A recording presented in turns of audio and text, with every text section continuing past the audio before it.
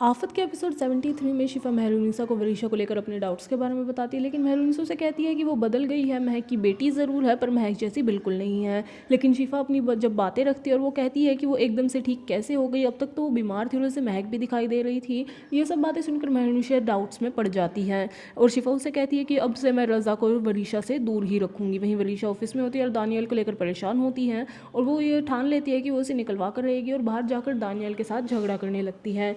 तो दानियल उसकी सब बातों का अब डट कर जवाब देता है, उससे बिल्कुल भी डरता नहीं है और वो उसे कहता है कि मेरे ऊपर वहाद सर का बहुत बड़ा एहसान है और इसीलिए मैंने उनकी मदद की है और वरीशा को क्लब वाली सारी बात बता देता है। और ये बात सुनकर वरीशा समझ जाती है कि सब कुछ वहाज नहीं करवाया है। वहीं दूसरी ओर वहाज मीटिंग में होता है तो एम्प्लॉय उसे आकर बताती है कि वरीशा और दानियल का झगड़ा हो रहा है। जब वो वहाँ पर जाती है तो वहाज को ब्लेम करने लगती है और इसी बीच उसकी तबीयत ज़्यादा ख़राब होने लगती है, वो बहुत ज़्यादा गुस्सा करने लगती है तो वहाज उसे वहाँ से ले जाता है। ये वहाज और वरीशा की बहस हो रही होती है तो मुख्तार वहाँ आकर उनसे पूछता है कि क्या हुआ है, तो वो उन दोनों को ब्लेम करने लगती है और कहती है कि तुम दोनों ने मिलकर मेरी ज़िंदगी बर्बाद कर दी है। वहाज उसे कहता भी है कि तुमने अपनी पूरी ज़िंदगी झूठ में गुजार दी है और तुम साजिशें करती हो, फिर भी हमने तुम पर तरस खाकर घर में रखा हुआ है।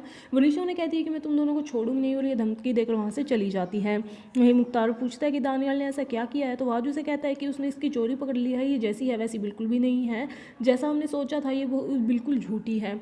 वहीं वरीशा को डर होता है कि ये उसे पागल खाने भिजवा देंगे तो वो बाबा के पास चली जाती है। वहीं मुख्तार, दानियल और वहाज ऑफिस केबिन में बैठे होते हैं। मुख्तार उसे कहता है कि वो अभी भी अंडर ट्रीटमेंट है, लेकिन वहाज उसे कहता है कि वरीशा ने सबके लिए अपने मन में नफरत पाल रखी है। और ऐसे में दानियल मुख्तार को कहता है कि वो बचपन से ही ऐसी है और ईगो के चक्कर में किसी का भी नुकसान कर देती है।